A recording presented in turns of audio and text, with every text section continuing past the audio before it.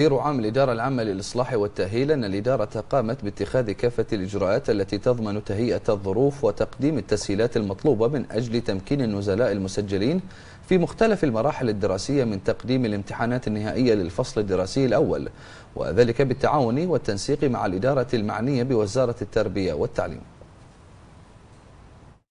في إطار سعيها لتقديم التسهيلات المطلوبة من أجل تمكين النزلاء المسجلين في مختلف المراحل الدراسية،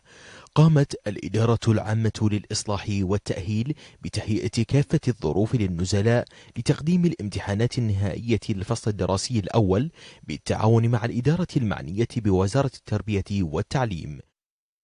وزارة التربية والتعليم منذ سنوات عديدة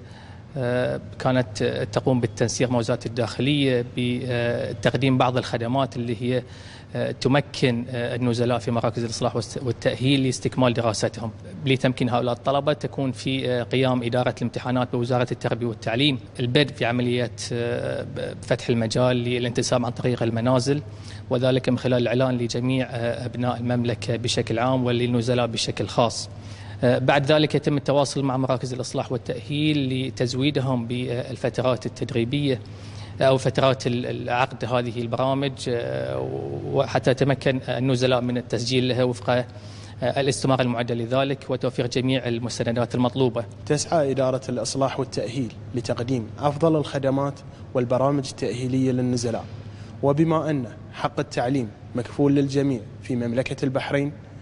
تولي الإدارة كل الاهتمام لتقديم هذا الحق لجميع النزلاء،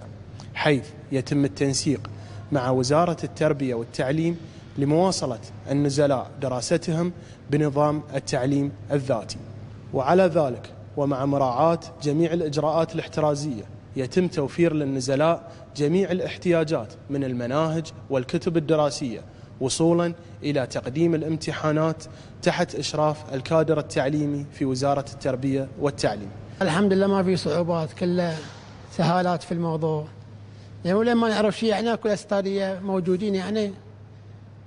يعلمونا، يعني سؤال صعب ما أفهمه أسأل الأستاذ يوضح لي سؤال تصير إجابة سهلة بعدها. في البداية أشكر وزارة الداخلية وإدارة الصحة والتأهيل على حسن التعاون معنا في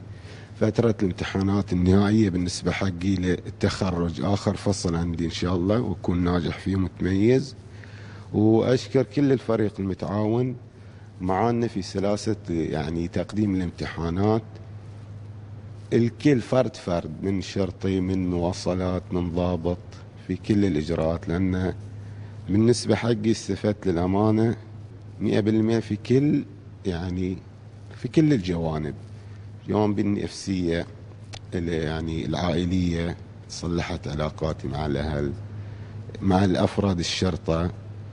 فأتمنى يكون نجاحي هذا فرصة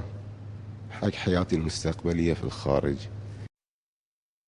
وقامت الإدارة العامة للإصلاح والتأهيل بتذليل كافة المعوقات من أجل تيسير إجراءات التسجيل وتوفير الكتب الدراسية وتقديم الامتحانات في إطار توفير حق التعليم لجميع النزلاء ومواصلة مشوار التحصيل العلمي والسماح لهم بتأدية الامتحانات والمشاركة فيها وفقا للأنظمة المتبعة، بما يسهم في صقل وتنمية مواهبهم وتحسين مستواهم العلمي، بما يعود عليهم بالنفع بعد انتهاء مدة محكوميتهم تمهيدا لإعادة دمجهم في المجتمع.